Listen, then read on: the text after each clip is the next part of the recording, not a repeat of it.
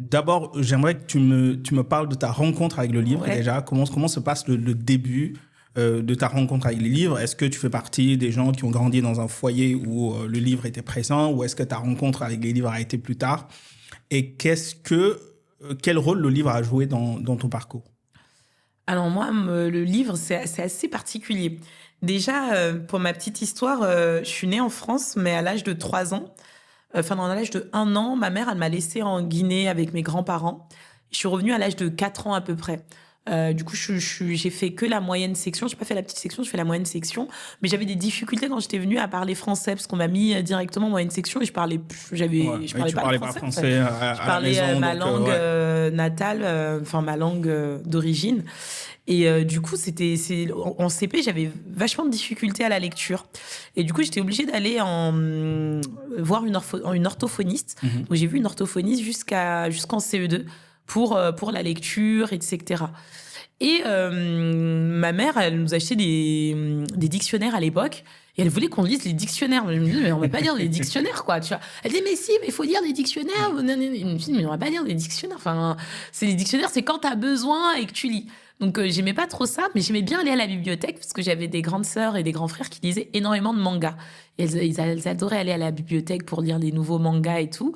Et du coup, j'ai commencé à lire des BD, donc que ce soit Boule et Bill. Après, j'ai commencé à m'intéresser aussi en manga. Et du coup, c'est les mangas qui m'ont amené un petit peu dans la littérature. Et j'ai commencé après, petit à petit, à lire des romans.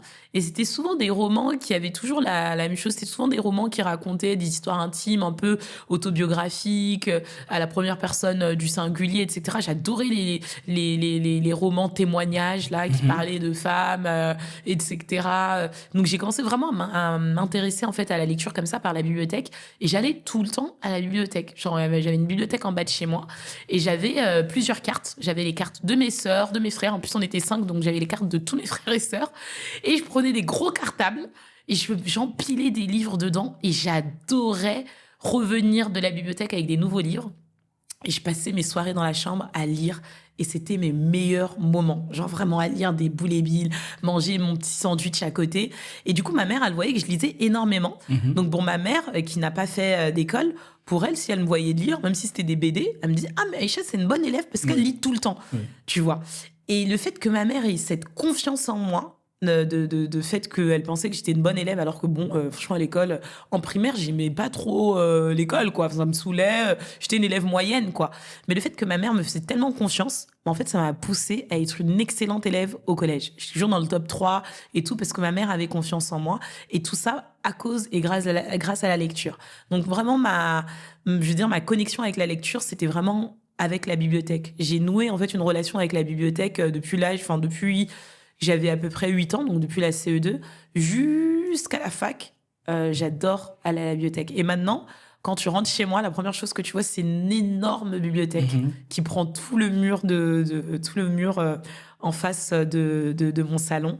Et il y a que des bouquins dedans. Je me sens bien, en fait, quand j'ai des livres autour de moi. Et qu'est-ce que tu lis aujourd'hui? Alors, aujourd'hui, de plus en plus de la littérature africaine. Je me suis intéressée à la littérature africaine pendant mes études à la fac, quand j'ai commencé à faire des études en histoire africaine. Tu sais, dans la période Black Panther, etc. J'avais besoin En fait, avant cette période-là, je lisais toutes sortes d'ouvrages. Vraiment, je m'intéressais à tout.